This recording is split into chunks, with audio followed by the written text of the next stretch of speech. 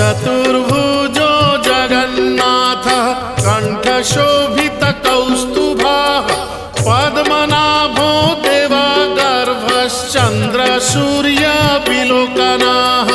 जगन्नाथो लोकनाथो नीलाद्रीशः परो हरिः